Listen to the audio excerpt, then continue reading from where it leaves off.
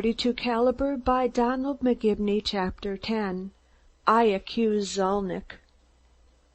Mr. Zalnitch is busy and can't see you. The girl, evidently a stenographer or secretary, looked coolly competent in her white shirtwaist and well-made skirt. I was surprised to find a young woman of her evident education and refinement in the employ of such a man. "Did you give him my message?" I asked. "Yes. He said he was not interested." I felt vaguely disappointed that my strategy had not worked. I had given the name of Anderson, and had represented myself as the head of the Steamfitters' Union of Cleveland, anxious for instructions on how to settle a labor problem in our local union. I had done this, feeling that if I gave my own name, he might refuse to see me. Apparently my alias was to have no better success. "When will he be free, can you tell me?" "I couldn't say," the girl answered. "He is very busy at present, but if you will come in and wait, perhaps he will see you later." It seemed to me that there was the faintest suggestion of a smile on the girl's face as I stepped across the threshold and into the small waiting room, but I hadn't a chance to observe more closely, for she turned her back on me and once again resumed her typewriting. The room in which I found myself was one of a dingy suite in an old warehouse that had been converted into a newspaper building to house the Uplift, a weekly paper, edited by a Russian Jew named Borsky and financed by Schreiber. It was a typical anarchistic sheet and had been suppressed for a time during the war. Opposite where I sat was a door from which the paint had peeled in places. This evidently led into Zalnitch's office, for I could hear the murmur of voices behind it. The rooms were ill-lighted and unclean, and it made me mad to see as nice a girl as the stenographer working herself to death in such dingy surroundings and for such a man as Zalnitch. I watched her as she worked and marveled that anyone could make her fingers go so rapidly. I noticed with admiration and dissatisfaction that, unlike my stenographers, she didn't have to stop to erase a misspelled word every 2 minutes. I wondered what salary Zalnitch paid her and if she would like to change employers. "I hope you will pardon my interrupting your work," I began. "You're not," the girl responded without even glancing up. "May I ask if you are entirely satisfied with your employment here?" "Why do you ask?" she inquired, stopping for a moment and fixing me with clear gray eyes. "I am badly in need of a competent stenographer, and I thought you might prefer working in a place where the surroundings are pleasanter and the pay is probably higher." She studied me a moment, as though card indexing me, then, having apparently decided that I was in earnest and not merely trying to flirt, that elusive smile again played about her mouth. "You are the first steamfitter I ever met that found himself badly in need of a stenographer." Caught! I bit my lip at the stupid blunder, but had to laugh in spite of myself. "Your make-up is all wrong, Mr. Anderson, if your name is Anderson. I don't know what you are trying to do, nor why you picked out steamfitter as your mythical life work, but I do know you aren't a detective." This time the smile came out in the open.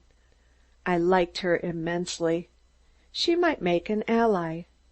She would at least know what had happened in the office during the last few days.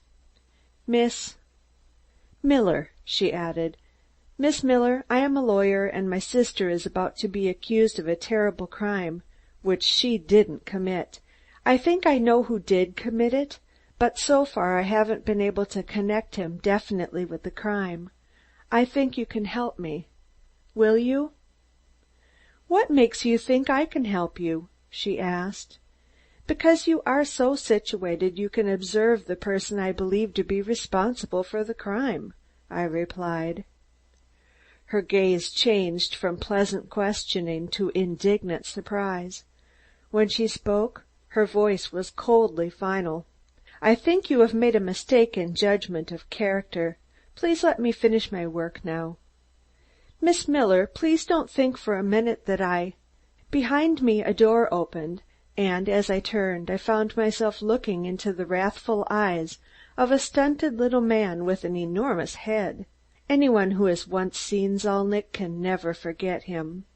His wizened, misshapen body is a grotesque caricature of a man's, which, surmounted by his huge head with its bushy hair, makes him look for all the world like some scientist's experiment. In the doorway to Zalnitch's private office stood Schreiber, a heavily jowled, unsmiling mastiff of a man. "What do you want that you should be keeping my stenographer from working?" Zalnitch's voice rose in a shrill crescendo. "Get out of here! You have no business here. Get out! Zalnitch, I came here to speak to you." "Get out!" he screamed. "I won't talk with you. I have no time to waste, even if you have.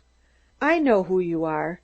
You're the brother-in-law of Felderson, the blood-sucking millionaire who sent me to jail. I won't talk with you, do you hear?" As he grew more excited, I seemed to grow colder. "Zalnitch, I'm going to swear out a warrant against you for my brother's murder."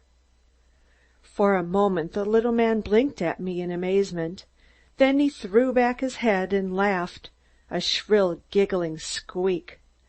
With his fists he pounded his misshapen legs. "You are arresting me for murder? He, he! You hear, Schreiber? He is going to arrest me." Suddenly he stopped as quickly as he had started. "Go ahead. Arrest me. Try to send me to prison again. I'll make you sweat blood before you are through. You think I killed him, your brother? I wish I had. I'd be proud to say I killed him. You hear? I wish I had killed him. I wish he were alive so I could kill him myself." The little monstrosity emphasized each of his staccato sentences by stamping a puny foot on the floor. His gloating over Jim's death was more than flesh could stand. "Stop!" I yelled.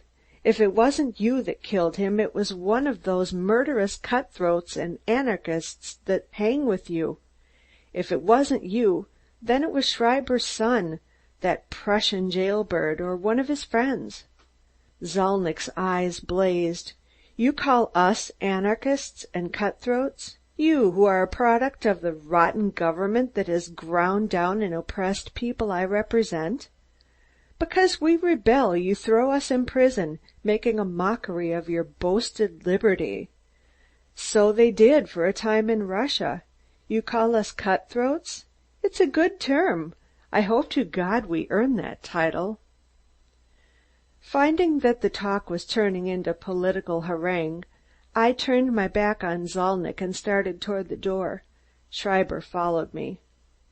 "Just 1 minute." There was heavy menace in his look.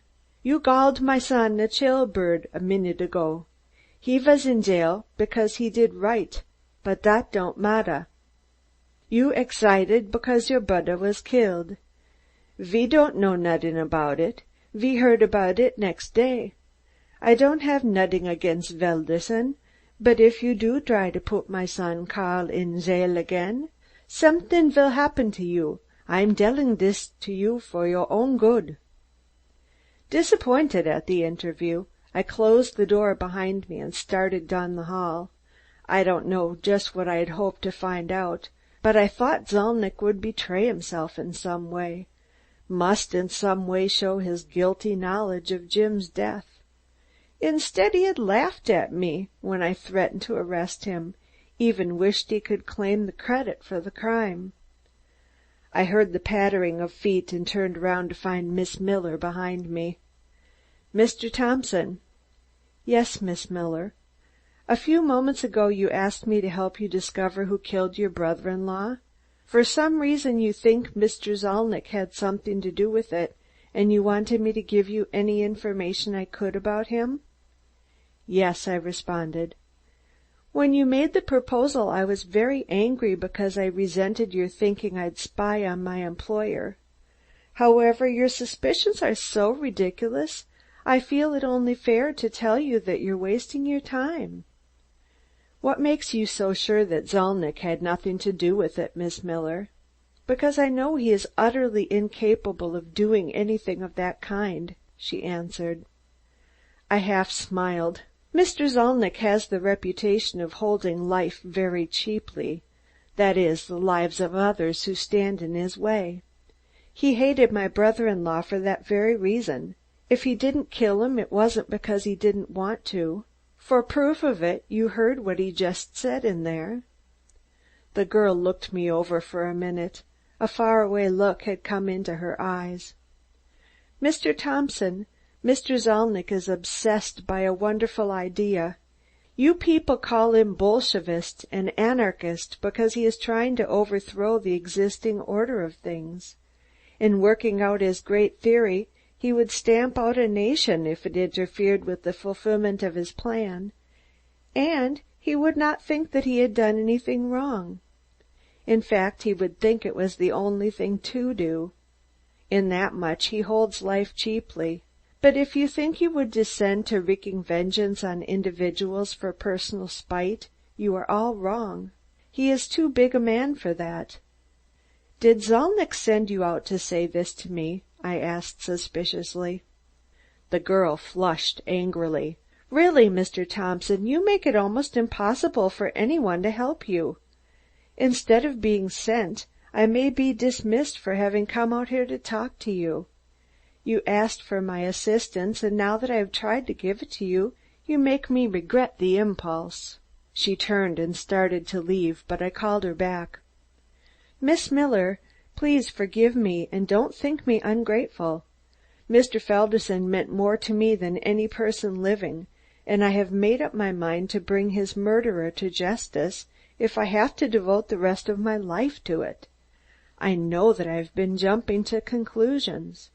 I've done a lot of things since Mr. Felderson's death that I can't understand myself, things that were entirely unlike me, but I feel that I would be a traitor to my brother-in-law's memory unless I follow every possible clue.